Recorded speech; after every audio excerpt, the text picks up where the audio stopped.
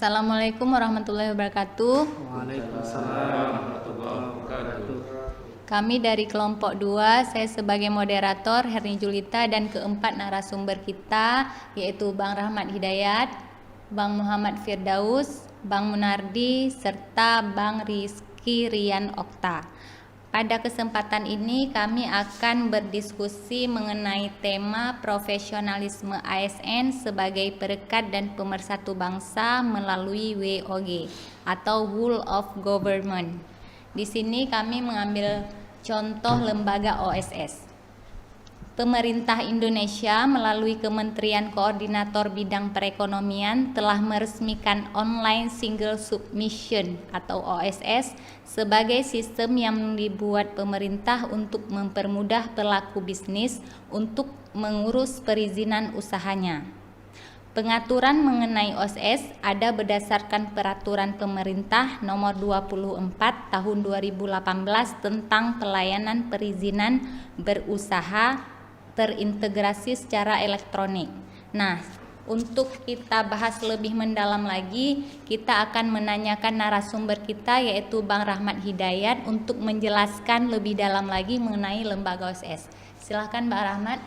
Jadi lembaga OSS ini diterbitkan oleh pemerintah karena berdasarkan data dari Kementerian Koperasi dan UKM pada tahun 2017, yang mana data olahan BPS yang menunjukkan bahwa adanya pertambahan jumlah pengusaha dari sebelumnya yang hanya 1,6% menjadi 3,1% dari jumlah populasi. Terlebih dengan perkembangan digital yang semakin pesat, peluang bisnis pun semakin besar dengan terbentuknya akses untuk mencapai target pasar. Namun meningkatnya pertumbuhan angka pengusaha di Indonesia tidak dibarengi dengan meningkatnya pengurusan legalitas usaha. Jadi sangat banyak pengusaha baru yang belum mengurus legalitas bisnisnya dengan dalih ribet atau banyak menghabiskan waktu. Jadi OSS itu sendiri adalah perizinan berusaha terintegrasi secara elektronik atau online single submission, merupakan perizinan berusaha yang diterbitkan oleh lembaga OSS itu sendiri untuk dan atas nama menteri, pimpinan lembaga, gubernur atau bupati, wali kota kepada pelaku usaha melalui sistem elektronik yang terintegrasi. OSS sendiri digunakan dalam pengurusan izin berusaha oleh pelaku usaha dengan karakteristik sebagai berikut. Yang pertama, berbentuk badan usaha maupun perorangan. Yang kedua, usaha mikro, kecil, menengah maupun besar. Yang ketiga, usaha perorangan, badan usaha baik yang baru maupun yang sudah berdiri sebelum OSS berlaku secara efektif. Dan yang terakhir, yang keempat, yaitu usaha dengan modal yang seluruhnya berasal dari dalam negeri maupun usaha yang terdapat komposisi modal asing. Terima kasih. Terima kasih kepada Bang Rahmat. Nah, setelah kita mengetahui penjelasan mengenai lembaga OSS, sekarang kita akan bertanya mengenai keunggulan kepada Bang Muhammad Firdaus. Silakan Bang Muhammad Firdaus. Baik, terima kasih Bu Erni. Seperti kita tahu bahwa salah satu tujuan dari dibentuknya sistem OSS ini adalah oleh pemerintah adalah untuk mengurangi masalah birokrasi atas pengurusan perizinan yang berbelit dan menyita banyak waktu. Nah, jadi di sini dapat kita jelaskan beberapa keunggulan dari sistem OSS itu, yaitu yang pertama, untuk mempermudah pengurusan berbagai perizinan berusaha, baik prasyarat untuk melakukan usaha, baik itu terkait dengan izin lokasi, lingkungan, dan izin bangunan.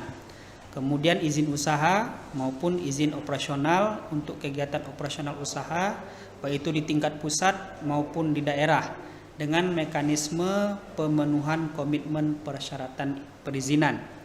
Kemudian keunggulan yang kedua yaitu memberikan fasilitas bagi pelaku usaha untuk terhubung dengan semua pemangku kepentingan dan memperoleh izin secara aman, cepat, dan real time atau akurat. Kemudian yang ketiga, keunggulan yang ketiga dapat kita jelaskan bahwa keunggulan dari sistem OSS ini ialah memberikan fasilitas bagi pelaku usaha dalam melakukan pelaporan dan pemecahan masalah terkait perizinan dalam satu tempat. Kemudian yang keempat, yaitu memberikan fasilitas bagi pelaku usaha untuk menyimpan data perizinan dalam satu identitas berusaha. Nomor induk berusaha ini merupakan salah satu yang harus diperhatikan, yaitu merupakan identitas berusaha dan digunakan oleh pelaku usaha untuk mendapatkan izin usaha. Jadi, setiap pelaku usaha itu, baik perorangan maupun non-perorangan, harus memiliki nomor induk berusaha ini terlebih dahulu sebelum mengajukan permohonan untuk memperoleh izin usaha. Untuk memperoleh izin usaha, nomor izin usaha ini kita harus memasukkan data-data yang berkaitan dengan rencana investasi dan usaha, seperti bidang usaha berdasarkan klasifikasi baku lapangan usaha atau KBLI, kemudian produk atau jasa yang dijual, jumlah tenaga kerja, modal kerja, dan data perusahaan lainnya. Jika sebelumnya kita lebih familiar dengan istilah tanda daftar perusahaan atau TDP, maka sejak sistem OSS ini berlaku efektif, TDP telah digantikan dengan NIP. Hal ini diatur dalam pasal 26 huruf A Peraturan Perundangan PP nomor 24 tahun 2018 yang menyatakan bahwa NIP berlaku sebagai TDP dan akan terus berlaku selama bisnis beroperasi. Mungkin itu yang dapat saya jelaskan terkait masalah keunggulan dari sistem OSS ini. Baik, saya kembalikan lagi kepada Ibu Erni selaku moderator. Terima kasih kepada Bang Muhammad Firdaus. Selanjutnya kita akan membahas mengenai kaitan lembaga OSS dengan tema kita profesionalisme ASN sebagai perekat dan pemersatu bangsa melalui WOG yang akan dijelaskan oleh Bang Munardi. Silakan Bang Munardi. Baik, seperti yang sudah dijelaskan tadi oleh Saudara Rahma Hidayat tentang apa itu OSS dan keunggulan OSS oleh Bang Muhammad Firdaus, mungkin saya akan menjelaskan keterkaitan antara WOG dan OSS itu sendiri dengan peranan ASN dalam tugas dan fungsinya sebagai pemersatu bangsa. Sesuai dengan definisi yang disampaikan tadi, OSS itu adalah lembaga pemerintah non-kementerian yang menyelenggarakan urusan pemerintahan di bidang koordinasi penanaman modal sesuai dengan peraturan pemerintah yang terdapat pada PP 24 tahun 2018. Kemudian kalau kita lihat OSS itu kaitannya dengan WOG, OSS ini adalah salah satu konsep baru terkait dengan pelayanan publik. Konsep Whole of Government Approach itu adalah satu konsep yang mengadopsi prinsip koordinasi dan integrasi strategi dalam pelayanan serta mengedepankan ilmu sosial. WOG menunjukkan lembaga pelayanan publik yang bekerja melintasi batas-batas sektoral untuk mencapai tujuan bersama dan respon pemerintah yang terintegrasi untuk isu-isu tertentu. Pendekatan pelaksanaan konsep ini dapat formal maupun informal. Hal terpenting dari WOG dapat diterapkan untuk memberi efek keputusan kebijakan pemerintah untuk meningkatkan konsistensi dan kontrol, serta untuk memberikan penghematan dan efisiensi, sehingga kepuasan masyarakat akan meningkat. Kemudian konsep WOG itu sendiri merupakan penerapan dari model inovatif yang memiliki prinsip-prinsip seperti tidak menekan adanya kelembagaan secara formal, tetapi lebih pada terlaksananya fungsi pelayanan publik. Fungsi pelayanan publik yang dimaksud adalah pelayanan perizinan secara efektif, secara organisasi dipimpin oleh tim manajemen bersama atau kolektif kolegial. Kemudian pelayanan perizinan lebih berorientasi sosial sehingga menghilangkan stigma selama ini bahwa pelayanan perizinan merupakan sumber pendapatan.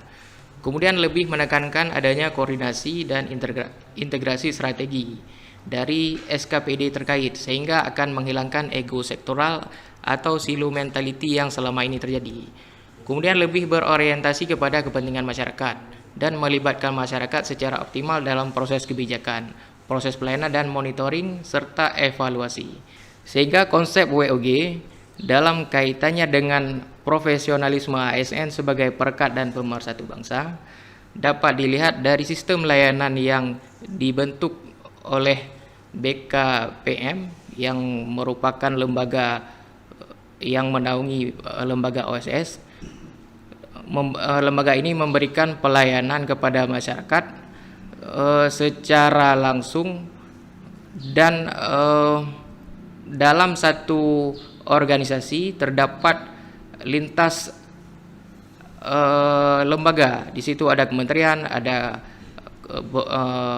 pemerintah provinsi, ada pemerintah kota kabupaten, sehingga mempersatukan antara pemberi layanan dengan masyarakat yang ingin mendapatkan layanan. Dengan demikian dapat tercipta satu kesatuan. Mungkin itu saja yang bisa saya sampaikan. Selanjutnya saya kembalikan kepada moderator. Terima kasih kepada Bang Munardi yang telah menjelaskan kaitannya itu. Kemudian terakhir kesimpulan yang akan diberikan oleh Bang Rizky Rian Okta. Silakan Bang Rizky Rian Okta. Baik, mungkin di sini saya akan memberikan kesimpulan secara ringkas saja. Maksudnya poin-poin yang dijelaskan oleh kawan-kawan tadi semua. Saya di sini pertama ingin menjelaskan OSS itu sendiri. OSS itu atau Online Single Submission adalah perizinan berusaha yang diterbitkan oleh lembaga OSS untuk dan atas nama menteri, pimpinan lembaga, gubernur, atau bupati atau wali kota kepada pelaku usaha melalui sistem elektronik yang terintegrasi. OSS sendiri bermanfaat untuk mempermudah berbagai perizinan berusaha untuk mendapatkan NIP atau nomor induk berusaha. OSS itu mengeluarkan 2 tahap izin ya, yaitu izin usaha dan izin komersial. Mungkin itu dari segi manfaat, dan sini saya akan menjelaskan keterkaitan antara OSS dan profesionalisme ASN sebagai perekat dan pemersatu bangsa melalui WOG atau Whole of Government. OSS adalah salah satu bentuk WOG yang penerapannya menggunakan model inovatif dalam memberikan pelayanan publik. Pelayanan yang diberikan oleh OSS ini dipimpin oleh manajemen bersama atau kolektif kolegial sehingga mempersatukan antara pemberi layanan dengan masyarakat dalam satu kesatuan. Mungkin itu saja yang dapat saya ringkaskan. Sekarang saya kembalikan kepada moderator Kak Herni Julita. Terima kasih Bang Rizky Rian Okta. Demikianlah diskusi kita ini. Terima kasih. Assalamualaikum warahmatullahi wabarakatuh. Waalaikumsalam warahmatullahi wabarakatuh.